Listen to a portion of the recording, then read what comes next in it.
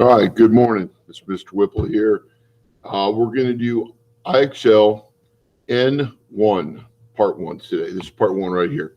Industrial and Transportation Revolutions. All right, and as you can see, it says here, when the 1800s began, the United States was a young, growing nation. Most Americans lived in states along the Atlantic coast. Most people lived and worked on farms, and most of their tools and other products were made by hand, often at home or by local craftspeople. But in both Europe and the United States, changes had begun that would transform people's lives. Look at the timeline to learn about some of these changes, then follow the instructions below. All right, and going from left to right, I'm not going to do top to bottom. This is the timeline. But one thing I want to point out, talk about the Industrial Revolution, and that whole is like a change in how things were made and where things were made. Before the Industrial Revolution, everything was made at home by us. Things that we need, like if we needed something, we were going to build a house, we didn't go to Lowe's to buy a hammer. We made our tools ourselves, that kind of thing. So, 1769, an improved steam engine is built in Scotland. 1771, the first water-powered spinning mill to make yarn is built in Europe. 1783, the world's first steam-powered ship is built in France. I'll point something out here on this timeline. Everything on the bottom is Europe, and everything on the top is United States. And this is really good to show context, how we fit in with the rest of the world.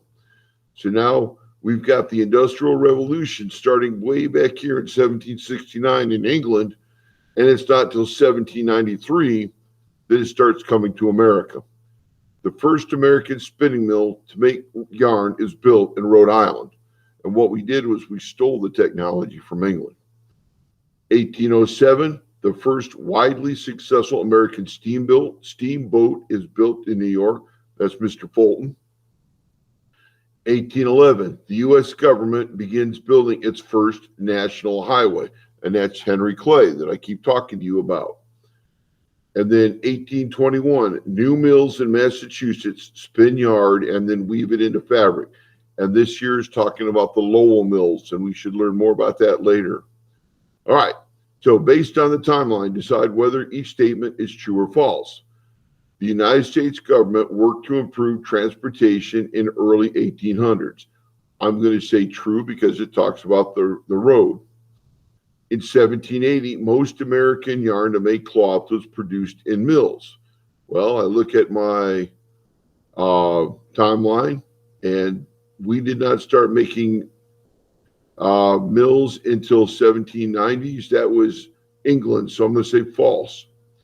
Steam-powered boats were built in Europe before the United States, and that looks like true. It says 1783, France, and 1807, New York. So yes, that is true. Steam-powered boats built in Europe. New inventions changed how fabric was produced in the late 17 and early 1800s, and that is true. Keep it up. Awesome. Good for us. How did new inventions reach the United States from Europe? In the late 1700s, the United States had just won its independence, and Americans were eager to catch up with British technology. But there were laws against certain ideas, taking certain ideas out of Great Britain. All these things with factories, that was a state secret. The British did not want anybody else to know, so that there was no competition. So people often secretly smuggled ideas out of Europe. Samuel Slater worked in a cotton mill in England.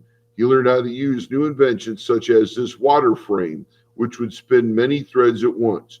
When he was 21, Slater secretly memorized these ideas and moved to Rhode Island, where he helped build a successful mill. He couldn't sneak the plans out, hard copy. He had them here. He took them to Rhode Island and made a lot of money selling these plans. Robert Fulton worked in Great Britain, France, and the United States, building canals, submarines, and early steamboats. Fulton switched sides multiple times, taking knowledge with him as he went. This image shows plans for a submarine that he created for the U.S. government. And this submarine is really cool. There was some really neat stuff on that. All right. In the early 1800s, the United States experienced major changes to both transportation and the production of goods. Many different people and groups helped make those changes possible. Match each group to the contribution its members made. So we've got these groups here: inventors, lawmakers, taxpayers, that's us, workers, that's us again, and then the contribution. So we're paid wages to work in factories. Well, that's workers. Created new machines to save time and labor. We'll say that's inventors. Provided the money to build roads. That's U.S. and state lawmakers. I'm going to tell you, a lot of people nowadays would call that socialism, but it's not. It's the government investing money to build infrastructure to make things better for America. Decide which transportation projects to build. Well, heck, now I'm confused because lawmakers actually, I'm going to say that the taxpayers, that was us that gave the money. The lawmakers spent it. They were the ones that decided which transportation projects to build. So now that I've looked at all of them, instead of just answering, we'll see if I did any better. Well, that's right. A race between cities. Officials and business owners often wanted to build transportation projects in their own cities to help them thrive.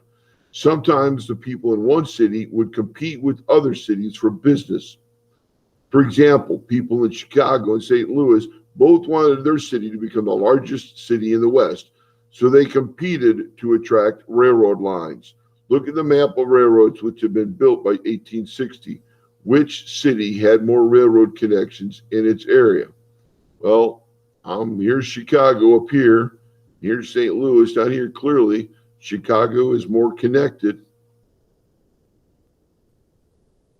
Before the 1800s, most boats were powered by oars, sails, or moving water. When those power sources were unavailable, boats could not travel. In 1787, John Fitch sailed the first steamboat between Pennsylvania and New Jersey.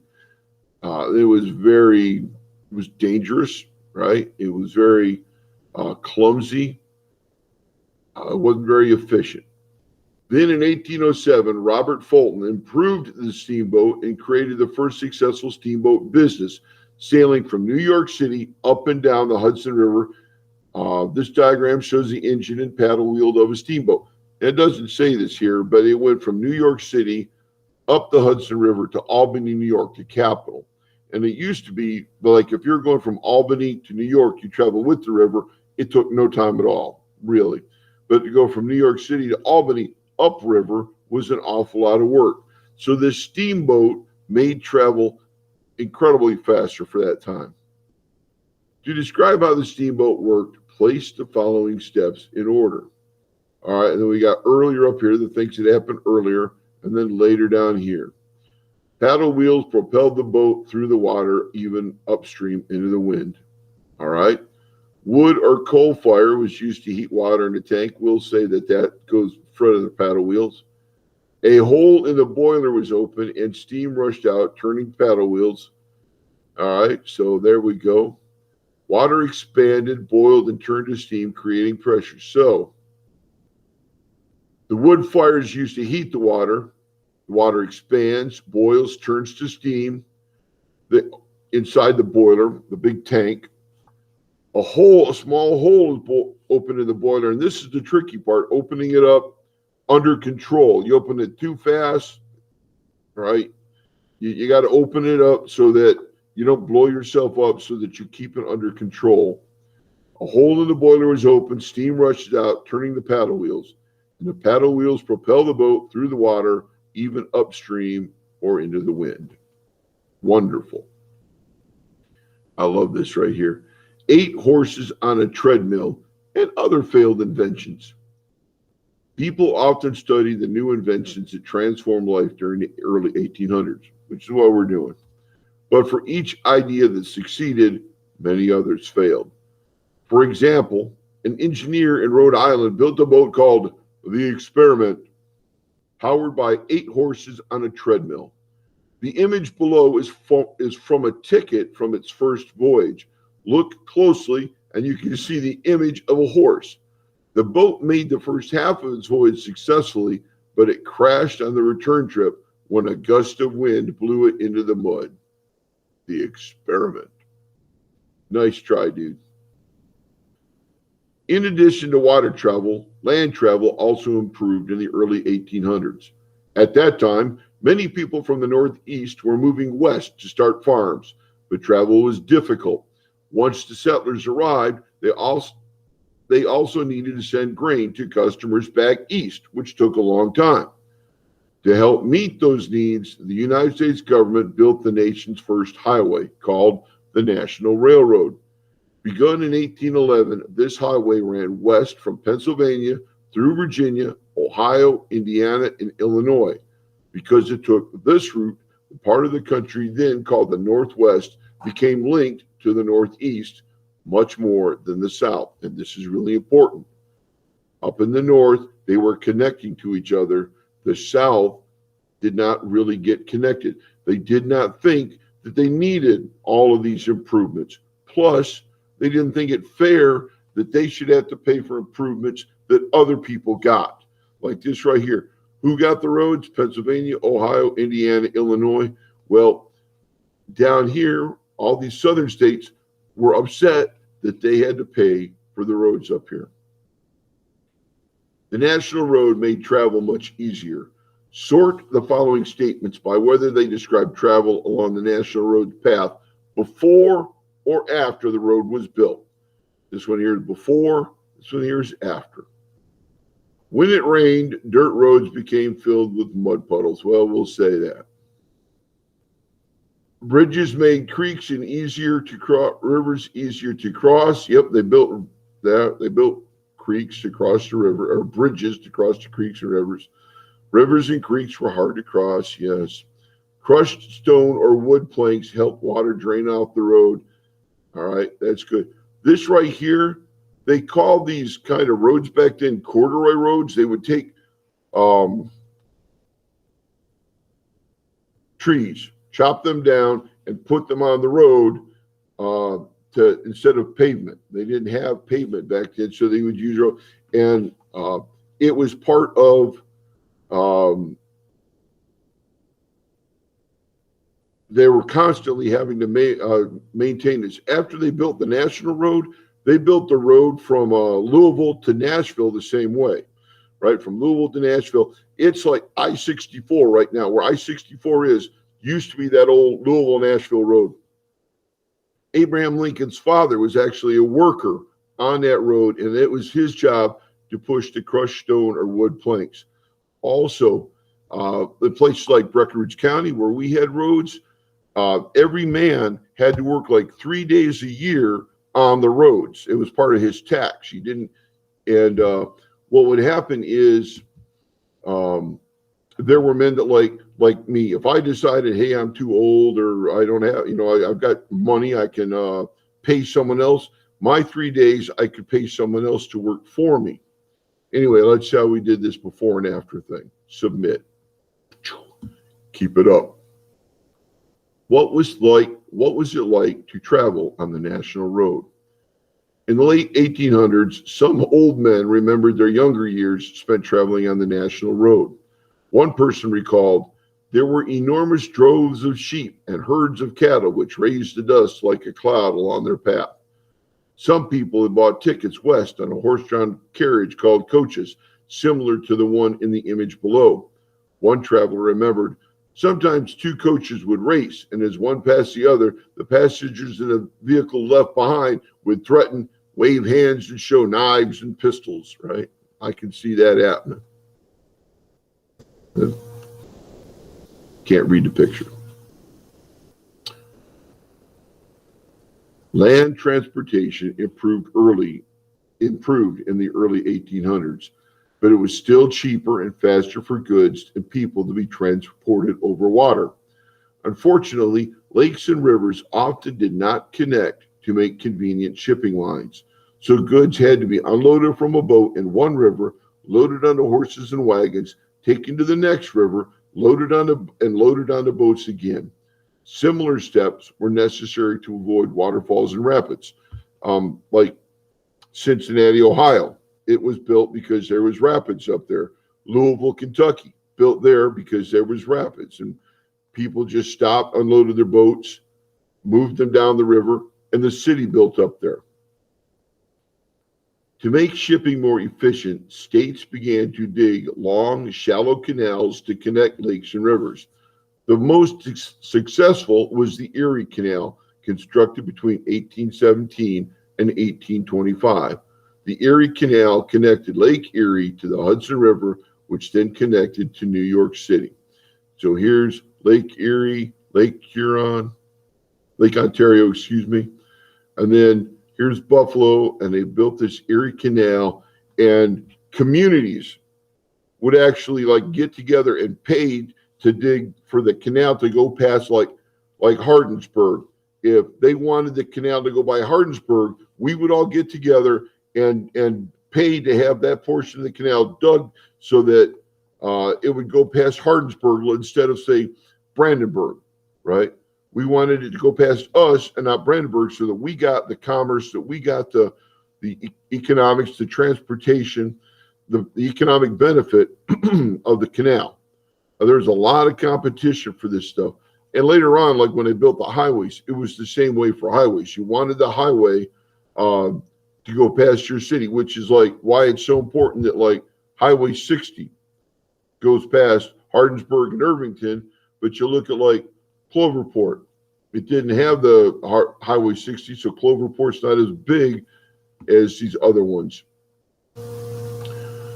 The Erie Canal had significant effects in New York and beyond. Match each fact about the Erie Canal to its effect. Fact over here, effect over here. Goods such as wheat could be shipped from areas near the Great Lakes across the Erie Canal and down the Hudson River to New York City. Okay, got you. What? People around Great Lakes should easily buy more clothes? No. Other states spent millions of dollars building their own clothes? No.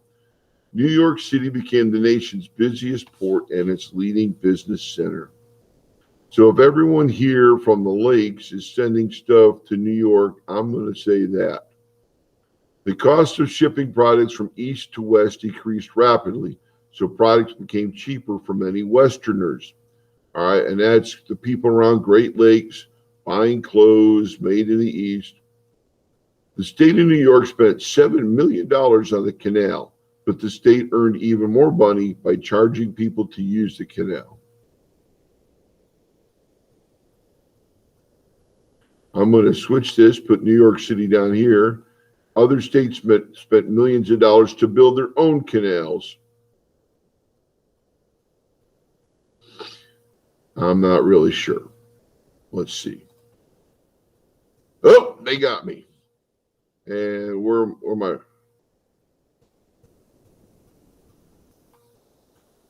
All right. What did I do wrong here? I moved that other one, but I just don't get.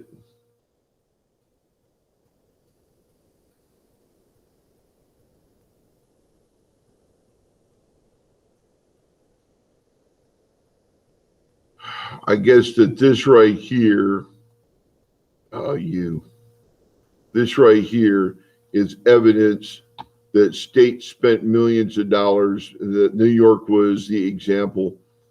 I'm sorry, I think that's pretty weak. But okay, I can see their logic. I'm going to go ahead. Got it. We got it. Go ahead. States spent millions of dollars in the race to build canals, but canals soon received competition from other new forms of transportation, trains pulled by steam-powered locomotives. The first steam locomotive in the United States was used in 1830. The map below shows the canals and railroads that existed by 1860. Look at the map, then follow the instructions below. All right, now this is cool. The black line is what they call the Mason-Dixon line. That is the traditional border between the north up here and the south up here. And if you look, let's see, this is 1860. You got the railroads, right? And there's all over the north. And there's a few railroads in the south, mostly along the Atlantic coast. And you got canals, and there's these canals all over. The nearest canal that I could think of is this one here up in Indiana called the Wabash Canal from the Wabash River. That connected, it was like a shortcut between Lake Erie down here to St. Louis, Missouri. Right? You didn't have to go all the way around the Great Lakes. You could go up this canal. This right here, the reason it says 1860 is because that's just before the Civil War started. And when the Civil War starts, it is really important. It's this huge, powerful advantage for the North to have all these railroads because they can take soldiers over here in Chicago and have them in Washington, D.C. or Baltimore in just a matter of a few days. However, down here in the southern U.S., it took forever for soldiers to get from down here in Texas, say, up to Virginia, especially when they had to cross through these mountains right here. And a lot of times the problem was up here in the north, all the railroads were the same size, the same gauge. They got together and they said, we're going to make all our railroads the same width, the rails the same width apart. Well, down here in the southern states, they didn't do that. I built my railroad. I didn't want your trains on my railroad. I wanted everybody to have to pay me to ride my railroad. And so they would make them different sizes. And so these guys would have to like get off the train, walk to the other railroad, get on that train, and then keep going on their journey. So it took much longer. Using the map above, complete the text. These transportation systems made it easier to travel and ship goods over long distances. So they made it blank likely that people in different parts of the country would buy things from each other, more likely. In 1860, the nation's system of blank was much larger than its system of blank. By 1860, the railroads were much larger than the canals. Oh, one other thing I need to say. The number of canals here in the South. You know why there are no canals in the South? Because they didn't have the number of rivers that they did up in the North. Up here in the North, the geography was much different than down here in the South. And so there are all kinds of rivers, you know, of course, coming from the great, what they call the aquifers. The South did not have those rivers, so they couldn't build canals, which was a real shame. They could also reach parts of the country where there weren't as many rivers. Both the canal and railroad systems were the strongest in the blank part of the country. So we got our choices of northern and southern. The northern had a much stronger network of canals and railroads than the South. All right, we're back on track. All aboard the Tom Thumb. In the 1820s, most railroad cars were pulled by horses. But in 1830, the Baltimore and Ohio Railroad, you ever play Monopoly, B&O Railroad? That's it right there, Baltimore and Ohio. Baltimore and Ohio Railroad tested a train. It was pulled by the first steam-powered locomotive. Small in size, the locomotive was called the Tom Thumb, after a tiny character from English folktales. Guy the size of your thumb. This photograph shows a copy of the Tom Thumb made in the 1920s. How does it compare to other locomotives that you've seen? All right, well, the first thing I see is that it's open, it's outside. Racing a train. While the Tom Thumb was still being tested, it got into a race with a horse-drawn train car. The locomotive took an early lead, but then the locomotive's engine broke and the horse-drawn car passed it by. The horse won this race, but people could tell that the train would soon become the fastest form of long-distance transportation at that time.